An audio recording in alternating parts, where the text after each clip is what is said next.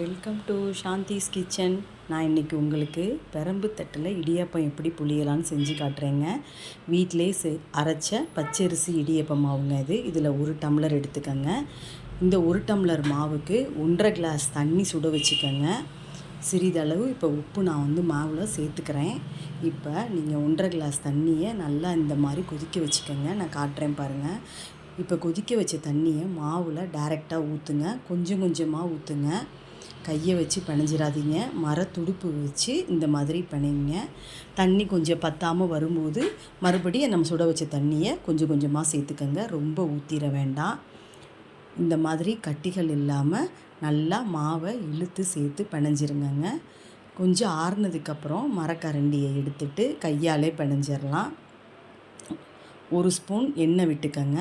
எண்ணெய் விட்டுக்கிட்டு இந்த மாவை சேர்த்து கையில் உருட்டினீங்கன்னா இந்த மாதிரி பால் மாதிரி வருங்க. மாவை தொட்டிங்கனாலே அவ்வளோ சாஃப்டாக இருக்குங்க. நம்ம வீட்டிலே கழுவி காய வச்ச அரிசினால் வெள்ளை வெள்ளேர்னு இருக்குது பாருங்கள் மாவு.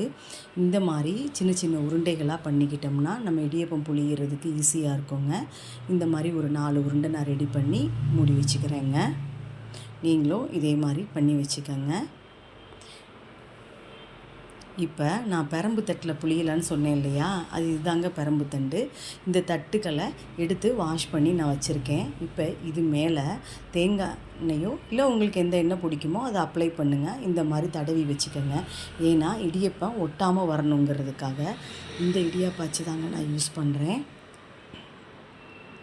இப்போ பாருங்கள், நான் உங்களுக்கு பிழிஞ்சு காட்டுறேன். பயங்கர மெல்லிஸாக வருங்க.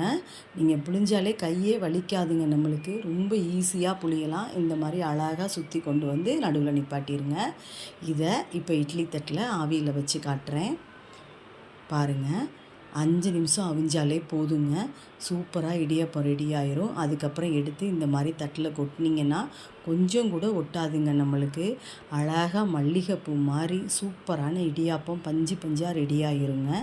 இதுக்கு தேங்காய் பாலோ இல்லை உங்களுக்கு வேறு என்ன தொட்டுக்க பிடிக்குமோ ரெடி பண்ணி வச்சுக்கோங்க. செஞ்சு பாருங்கள். நம்ம வீட்டிலே செஞ்சதுனால சுவை ரொம்ப அதிகமாக இருக்குங்க. கடையிலெல்லாம் வாங்கி சாப்பிட்றத விட நம்ம செஞ்சோம் கொஞ்சம் ஒரு அரை மணி நேரம் ஸ்பெண்ட் பண்ணால் போதுங்க, செஞ்சிடலாம். ட்ரை பண்ணி பாருங்கள். இந்த வீடியோ பிடிச்சிருந்தால் சப்ஸ்கிரைப் பண்ணிக்கங்க.